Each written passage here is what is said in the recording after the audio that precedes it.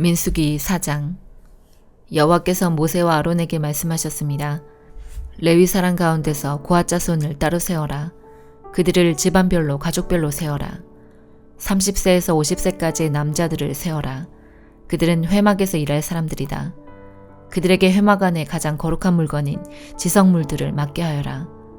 이스라엘 백성이 이동할 때 아론과 그의 아들들은 회막으로 들어가거라. 그들은 휘장을 걷어내려서 언약궤를 그 휘장으로 덮어라.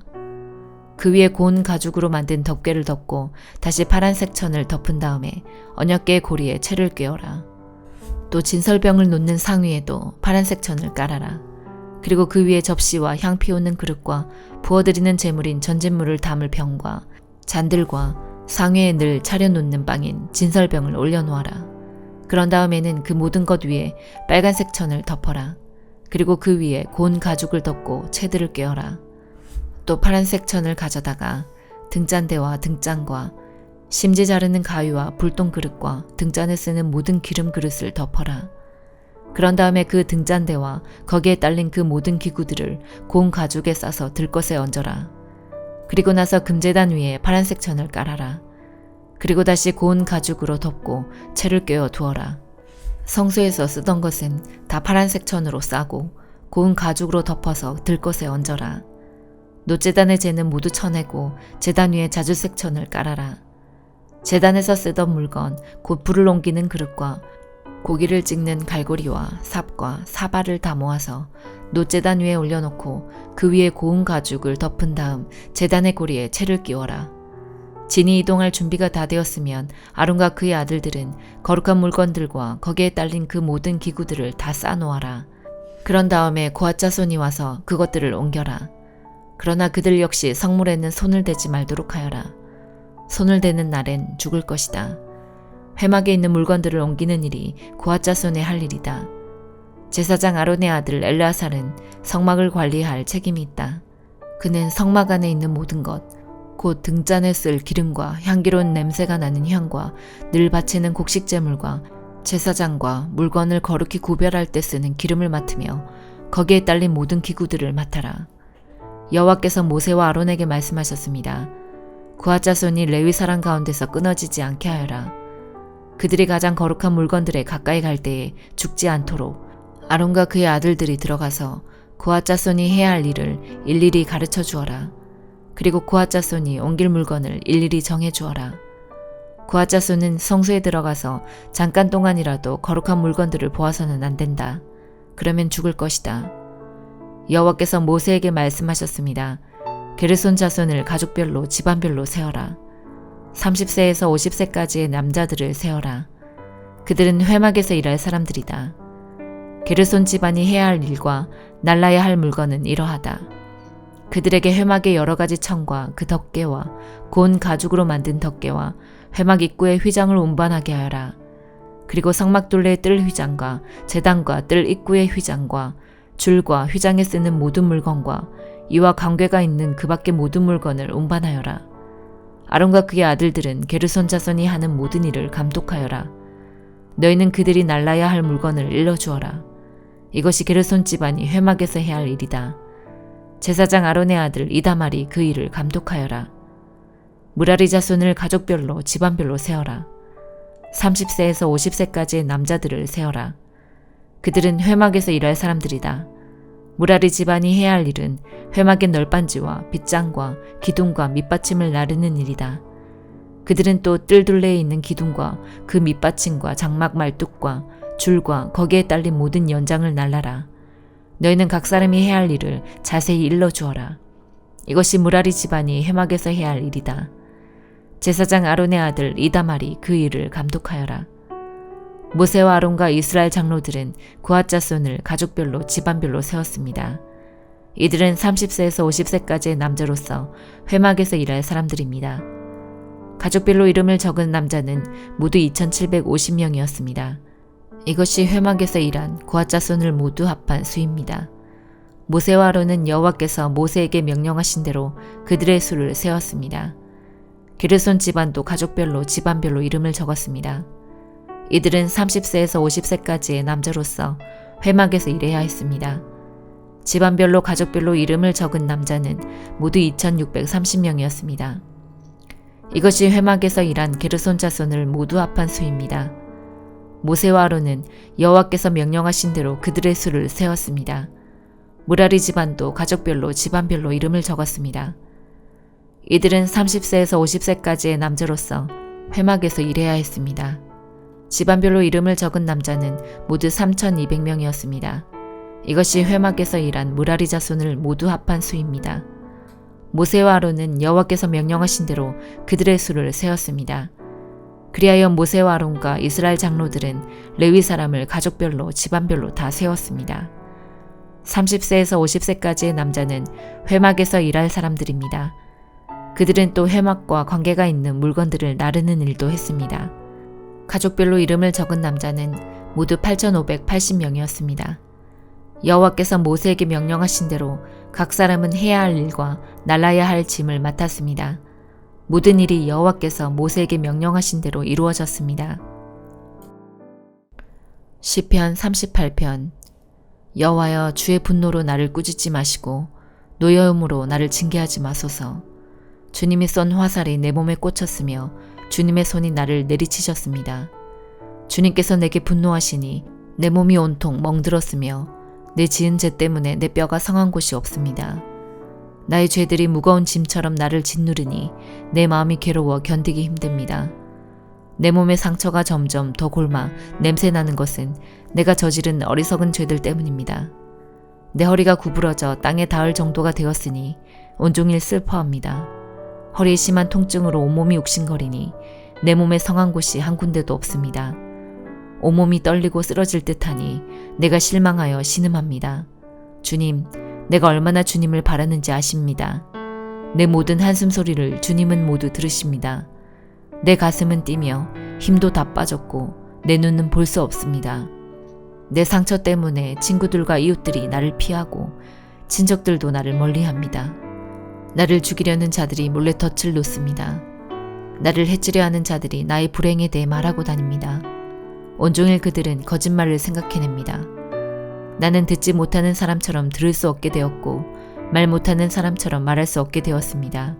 나는 듣지 못하는 사람처럼 되었고 대답할 줄 모르는 사람처럼 되었습니다. 여호와여, 내가 주를 간절히 기다립니다. 오 주님, 나의 하나님이여, 내게 대답해 주소서. 내가 이렇게 부르짖습니다. 악인들이 나를 비웃지 못하게 해주소서. 내가 넘어질 때 조롱하지 못하도록 해주소서. 내가 당장 쓰러질 것만 같습니다. 고통이 계속되어 견딜 수가 없습니다. 주님, 잘못을 고백합니다. 내가 저지른 죄를 생각하니 괴롭습니다. 내게 덤벼드는 원수들은 강하고 많습니다. 아무 이유 없이 나를 미워하는 사람들이 수없이 많습니다. 내가 착한 일을 베풀었어도 악으로 갚는 사람들이 많습니다. 내가 선한 일을 하려 할 때에 그들은 늘 비방하고 다닙니다. 여호와여, 나를 버리지 마소서. 오 나의 하나님이여, 나를 멀리하지 마소서. 오 주 나의 구원자여, 빨리 오셔서 나를 구원하여 주소서. 아가 2장. 나는 샤론의 꽃 골짜기의 백합화. 아가씨들 중에 내 사랑은 가시나무들 중에 한 송이 백합화. 남자들 중에 나의 사랑은 살림 속의 한 그루 사과나무. 나 그대 그늘에 앉아 즐기네. 그대 열매는 내 입에 달구나. 그가 나를 연회장으로 데리고 가네. 내 위에 펄럭이는 깃발 같은 그대 사랑. 사랑 때문에 병든 이 몸, 건포도로 기운을 북돋워 주세요. 사과로 새 힘을 주세요. 그대 왼팔에 나를 눕혀 오른팔로 나를 안아주네. 예루살렘 아가씨들이여, 내가 노루와 들사슴으로 당신들에게 부탁합니다. 제발 내 사랑이 원할 때까지 깨우지 마세요. 제발 내 사랑을 깨우지 마세요. 아, 내 애인의 목소리, 산을 뛰어올라 언덕을 넘어 그가 오시네. 나의 애인은 노루와도 같고 어린 수사슴과도 같네. 아, 저기 우리 벽 뒤에 서서 창문을 통해 들여다보시네. 창살들을 통해 엿보시네. 나의 애인이 내게 말씀하시네. 내 사랑이여, 일어나시오. 내 어여쁜 자여, 이리 오시오. 자, 이제 겨울도 지났고 비도 오지 않소. 땅에는 꽃들이 피어나고 새들이 쥐저기는 시절이 왔소. 땅에서 비둘기 짝 찾는 소리가 들리지 않소. 무화과 나무에는 열매가 달리기 시작했고 이제 막 새싹이 돋는 포도나무들은 그 향긋한 냄새를 풍긴다오. 내 사랑이여 일어나시오. 내 어여쁜 자여 내게로 오시오. 바위 틈에 숨은 나의 비둘기, 벼랑에 숨은 나의 비둘기여, 그대 얼굴을 보여주오. 그대 목소리를 들려주오. 그대 목소리는 달콤하고 그대 얼굴은 아름다워. 우리를 위해 여우떼를 잡으세요. 포도원을 망치는 여우 새끼들을. 왜냐하면 우리 포도원 나무들이 이제 막 싹을 내기 시작했기 때문입니다. 내 애인은 나의 것, 나는 그대의 것. 그가 자기 양떼를 백합화 꽃밭에서 먹이시네. 산들바람이 불고 땅거미가 지기 전 나의 애인이여 돌아오세요. 저 거친 언덕에서 뛰노는 노루와 어린 수사슴 같이. 히브리서 2장. 그러므로 우리는 더욱 조심하며 배운 대로 행해야 합니다. 그러면 결코 진리에서 멀어지지 않을 것입니다. 하나님께서 천사들을 통하여 가르쳐 주신 것들 역시 진리입니다. 그것을 따라 살지 않거나 순종하지 않는 사람들은 벌을 받게 될 것입니다. 우리에게 베풀어 주신 구원은 매우 위대한 것입니다. 그렇기 때문에 구원이 중요하지 않은 것처럼 살아간다면 그것 역시 벌을 받게 되는 행동입니다. 구원에 대해서 처음 말씀하신 분이 바로 주님이시며 또한 그의 말씀을 들은 사람들이 이것이 진리라고 우리에게 증명해 주었습니다. 하나님께서도 기적과 큰 표적과 많은 놀라운 일들을 통하여 우리에게 구원을 가르쳐 주셨습니다. 특히 그의 뜻대로 우리에게 성령의 선물을 나누어 주셔서 구원을 증언해 주셨습니다. 하나님께서는 천사들에게 앞으로 맞이할 새 세상을 다스리라고 하지 않으셨습니다. 성경에도 누군가가 이렇게 말한 것이 기록되어 있습니다. 사람이 무엇이길래 이렇게 중요하게 생각하시며 사람의 아들이 누구이길래 이렇게 귀하게 돌보십니까? 하나님께서는 잠시 동안 그를 천사보다 낮추셨으나 영광과 존귀의 관을 그에게 다시 씌우시고 모든 것을 그의 발 아래에 두셨습니다.